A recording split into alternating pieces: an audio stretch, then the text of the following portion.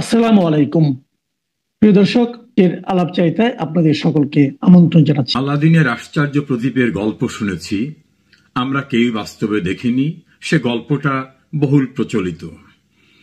Doctor Mohammad ইউনুসের উত্থান এবং তার সম্পদের পরিমাণ আলাদিনের আশ্চর্য প্রদীপকে হার মানিয়েছে। সেটা নিয়ে আজ কথা বলতে চাই। 1990 সালে তিনি গ্রামীণ ব্যাংকে এমডি পদে চাকরি গ্রহণ করেন। তখন তার বেতন ছিল ৬,০০০ টাকা। এর পরবর্তীতে তার যখন চাকরির বয়সসীমা শেষ হয়ে যায়, তখনও তিনি ব্যাংক ছাড়তে চান না। এমন কোন অমৃত বা এমন কোন মধু ছিল যে তিনি ব্যাংক ছাড়ার পক্ষে না। এক পর্যায়ে তিনি দেশের খ্যাতিমান আইনজীবীদের নিয়ে হাইকোর্টে মামলা করেন। সেই মামলায় তিনি হেরে যাবার পরে দেখা যায় গ্রামীণ ব্যাংকে ব্যবহার করে তিনি দেশে বিদেশে বিভিন্ন প্রতিষ্ঠান করে হাজার হাজার কোটি টাকা বিভিন্ন স্থানে নিয়েছেন, যার অভিযোগ রয়েছে অনেক ক্ষেত্রেই নিয়ম লঙ্ঘন করে তিনি নিয়েছেন।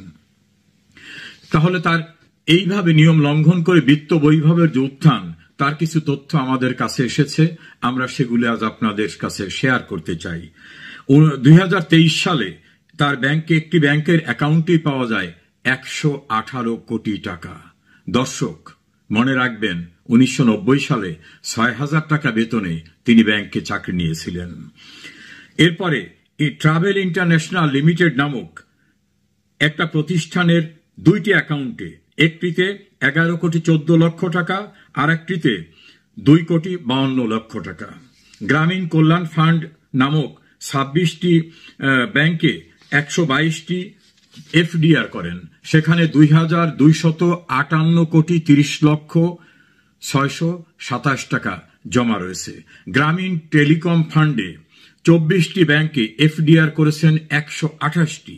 সেখানে দেখা যায় 2,721 কোটি 30 লক্ষ 86,250 টাকা। একটি ফিক্সড ডিপোজিট রয়েছে, যেটায় 17 কোটি 20 লক্ষ টাকা। প্রফেসর ইউনুস ফাউন্ডেশন নামক একটি প্রতিষ্ঠানের অ্যাকাউন্টে রয়েছে 6 কোটি টাকা। ইউনুস ফ্যামিলি ট্রাস্টে 5 কোটি টাকা।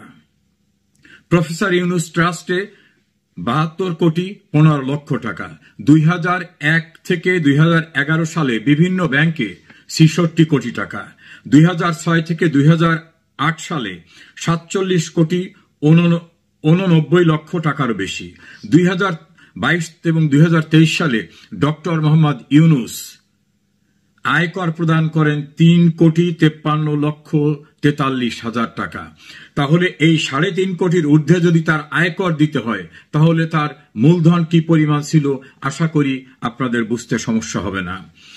আরেকটি অ্যাকাউন্টে দেখা যায় 77 কোটি 37 লক্ষ 69 হাজার টাকা। আরেকটি অ্যাকাউন্টে 9 কোটি টাকায় ফ্যামিলি ট্রাস্টের নামে কেনা গুলশানে তার একটি বিলাসবহুল ফ্ল্যাট রয়েছে। প্যারিসে তার বিলাসবহুল ফ্ল্যাট রয়েছে বলে অভিযোগ পাওয়া গেছে এবং সেখানে বিপুল পরিমাণ তার বিনিয়োগ রয়েছে। পূর্বাচল শহরের কাছেই নৈসর্গ নামে একটা রিসোর্ট করেছেন, যেখানে 68 একর জায়গা রয়েছে, 4,080 কাঠা জমি সেখানে। ঢাকার উত্তরায় 5 একরের বেশি জমি। কক্সবাজারে নৈসর্গ নামে আরেকটি রিসোর্ট রয়েছে। 2015 সালে আওয়ামী লীগ সরকার আমলেই তিনি চট্টগ্রামে একটি স্কুল করার জন্য বরাদ্দ নেন 87 কাঠা সরকারি জমি, যদিও সেখানে কোনো স্কুল তিনি প্রতিষ্ঠিত করেননি। গ্রামের মানুষকে সেবা দেওয়ার নামে সমগ্র বাংলাদেশের বিভিন্ন উপজেলায় তিনি 6,000 কোটি টাকার জমি ক্রয় করেছেন। এই জমিগুলি এখন তিনি বিক্রয়ের চেষ্টা করছেন। অভিযোগ রয়েছে বিক্রয় করতে পারলে এগুলি তিনি বিদেশে পাচার করবেন। Europe, Africa, America, Latin America এবং আরাবিয়ান কান্ট্রিতে গ্রামীণ ব্যাংকের নাম ব্যবহার করে বিভিন্ন প্রতিষ্ঠান করে সেখানে তিনি হাজার হাজার কোটি টাকা বিনিয়োগ করেছেন, এমন অভিযোগ রয়েছে। পৃথিবীর বিভিন্ন দেশে তার বিনিয়োগ রয়েছে, যেটা অকল্পনীয়, অভাবনীয়। এভাবে তিনি দেশের অর্জিত টাকা বিভিন্ন অজুহাতে, বিভিন্ন প্রক্রিয়ায়, বিভিন্ন প্রতিষ্ঠান খুলে সেই প্রতিষ্ঠানের নামে সরিয়ে নিয়েছেন। লেবার ল হিসাবে কোম্পানির লেবারদের ওয়েলফেয়ার ফান্ডের জন্য 5% শ্রমিক ফান্ডে দেওয়ার জন্য যে টাকাটা নির্ধারিত ছিল, সেই টাকাটাও তিনি না নিয়ে সেটা আত্মসাৎ করায় তার বিরুদ্ধে মামলা হয়। সেই মামলার কারণে তাকে টাকা দেওয়ার মতো পরিবেশ হয়ে যায়, কৃতিত্ব বছরে তিনি গুরুত্বপূর্ণ পদে অধিষ্ঠিত হওয়ার সুযোগ পান। ফলে ইনকাম ট্যাক্সের 666 কোটি টাকা সহ সরকারের পাওনা, শ্রমিকদের পাওনা অনেক কিছু তার দিতে হয়নি। এখানে একটি বিষয় উল্লেখ করা দরকার যে তার বিরুদ্ধে দুর্নীতি দমন কমিশন 5টি মামলা দায়ের করেছিল এবং রিট ও রেফারেন্স মামলা ছিল 38টি। আয়কর ফাঁকির মামলা এতে সম্পৃক্ত, যেখানে 1000 কোটি, একটা ছিল 1000 কোটি, 11 কোটি 7,49,112 টাকা সংশ্লিষ্ট বিষয়গুলি ছিল। এর এগেনস্টে তিনি রিট পিটিশন করেন গ্রামীণ কল্যাণের 671 কোটি 11,76,322 কোটি টাকা, গ্রামীণ টেলিকম ট্রাস্টের 209 কোটি 98,57,738 টাকা, গ্রামীণ শক্তিতে 57,25,190 টাকা, গ্রামীণ টেলিকম রেফারেন্স মামলা রয়েছে তার, গ্রামীণ কল্যাণের 159 কোটি 67,95,326 টাকা, গ্রামীণ টেলিকমের 30,03,67 টাকা, গ্রামীণ ট্রাস্টে এইরকম ভাবে অসংখ্য মামলা তার বিরুদ্ধে ছিল, যার পরিমাণ আমার কাছে যে তথ্য আছে তাতে প্রায় 13টি। তিনি ক্ষমতা অধিষ্ঠিত হওয়ার পরে সব মামলাগুলিকে রাতারাতি নষ্ট করে দিতে পেরেছেন, সুযোগ নিতে পেরেছেন। এভাবেই ডক্টর মোহাম্মদ ইউনূস 9,000 টাকার গ্রামীণ ব্যাংকের এমডি পদের চাকুরি করে আজকে America, Latin America, Arabian country সহ দেশের বাইরে হাজার হাজার কোটি টাকার বিষয় সম্পত্তির মালিক হয়েছেন। এমনকি এমন প্রতিষ্ঠানও খুলেছেন যে প্রতিষ্ঠানে কার্যকর অবস্থা নাই, সেই প্রতিষ্ঠানের নিজের পরিবারের আত্মীয় স্বজনদের নাম দেখিয়ে সেখানেও লোন ডিস্ট্রিবিউট করেছেন। এভাবে শান্তিতে নোবেল পুরস্কার পাওয়া ডক্টর মোহাম্মদ ইউনূস কিভাবে আলাদিনের আশ্চর্য প্রতিভার গল্পকেও হার মানিয়ে বিপুল বিত্ত বৈভবের মালিক হলেন, সেটাই এখন আমাদের বিবেচনার বিষয়। তাকে নোবেল কমিটি শান্তিতে নোবেল পুরস্কার দিয়েছেন। প্রশ্ন উঠেছে, কোন শান্তির জন্য তিনি কাজ করেছেন? তিনি কি যুদ্ধে বিবাদমান যুদ্ধের দুইটি পক্ষকে নিরসন করার জন্য কোথাও টাকা দিয়ে শান্তি স্থাপন করেছেন? না। তিনি কি বাংলাদেশে মানুষের কল্যাণে চিকিৎসা হতে পারে, শান্তি স্থাপিত হতে পারে কোন হাসপাতাল করে দিয়েছেন? না। মানুষের শিক্ষার জন্য তিনি বাংলাদেশে কোন স্পেশালাইজড বিশ্ববিদ্যালয় করে দিয়েছেন? না। ভূমিহীন মানুষদের আশ্রয় দেবার জন্য বা গৃহহীন মানুষের জন্য নিজের অর্থে কোনো গৃহ করে দিয়েছেন? না। প্রাকৃতিক দুর্যোগে বিপন্ন মানুষের পাশে দাঁড়িয়ে তার বিত্ত বৈভবের বিশাল একটা অংশ দিয়েছেন? না। রাষ্ট্রের ক্রান্তিকালে রাষ্ট্রকে তার বিত্ত থেকে ওয়েলফেয়ারের জন্য বড় কোনো অ্যামাউন্ট দিয়েছেন? না। তাহলে কোথায় তিনি শান্তি স্থাপন করলেন, যে শান্তির জন্য নোবেল কমিটি তাকে এবং গ্রামীণ ব্যাংকে যৌথভাবে শান্তির জন্য পুরস্কার দিয়েছে?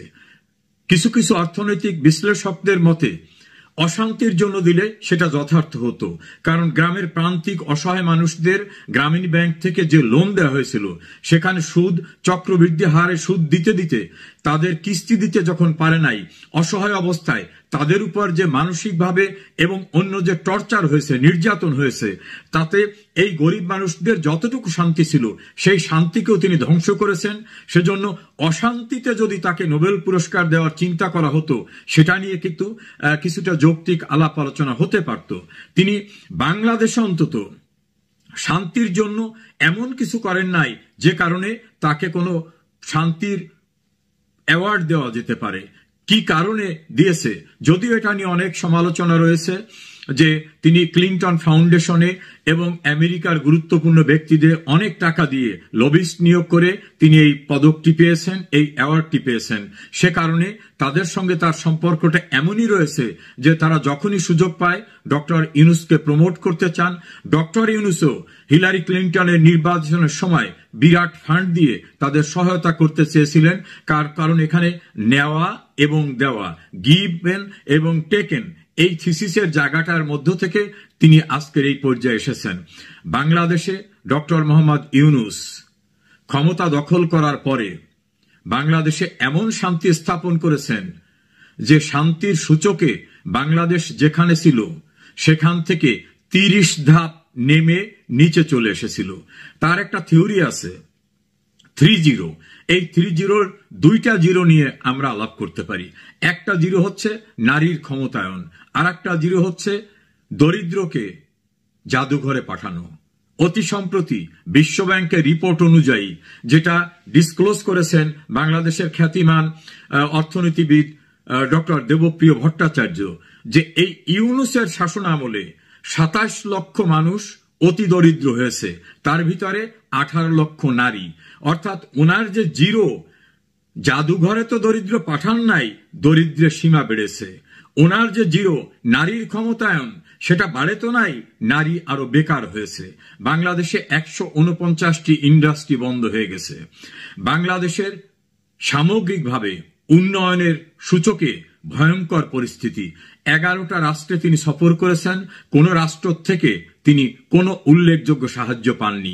প্রথম দিকে তার একটা ভাবমূর্তি তিনি প্রচার করে প্রচারী প্রসার এটাকে স্টাবলিশ করতে পেরেছিলেন, কিন্তু বাস্তবতা যখন সবার কাছে স্পষ্ট হয়ে গেছে যে তিনি অবৈধ ক্ষমতা দখল করার জন্য মেটিকুলাস ডিজাইন করে দীর্ঘদিন যাবৎ স্বাধীনতা বিরোধী, প্রতিক্রিয়াশীল এবং আমেরিকার ফান্ড নিয়ে বিভিন্নভাবে কাজ করে রাষ্ট্র দখল করতে গিয়ে যে ভয়ঙ্কর নৈরাজ্য সৃষ্টি করেছেন, গণতান্ত্রিক একটি রাষ্ট্র ব্যবস্থাকে ধ্বংস করেছেন, মবের রাজত্ব কায়েম করেছেন, আইন শৃঙ্খলা ধ্বংস করেছেন, প্রশাসনের সাহায্যার্থে এগিয়ে আসা দায়িত্বরত পুলিশকে হত্যা করা, বিভিন্ন রকম কর্মকাণ্ডে তিনি যে অগণতান্ত্রিক এবং অনৈতিক কর্মকাণ্ড করেছেন, এটা বিশ্ববাসীর কাছে আজ পরিষ্কার হওয়ার কারণেই কোনো দেশেই তিনি আর কোনো প্রশ্রয় পাচ্ছেন না।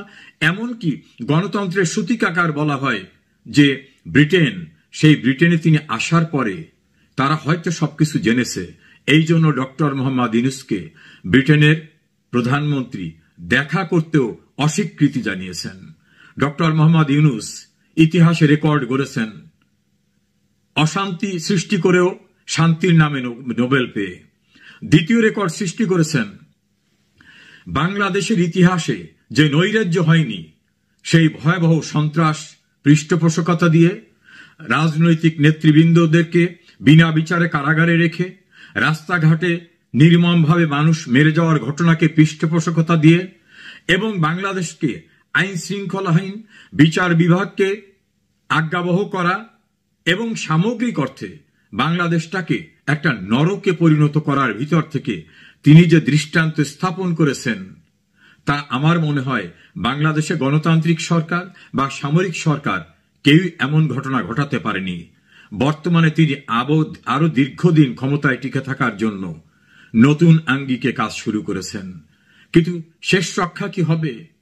আলাদিনের আশ্চর্য প্রদীপকে অতিক্রম করে বৃত্ত বৈভবের পাহাড় গড়েছেন বাংলাদেশের মানুষকে শুষে নিয়ে, কিন্তু শেষ রক্ষা হবে বলে তো মনে হচ্ছে না।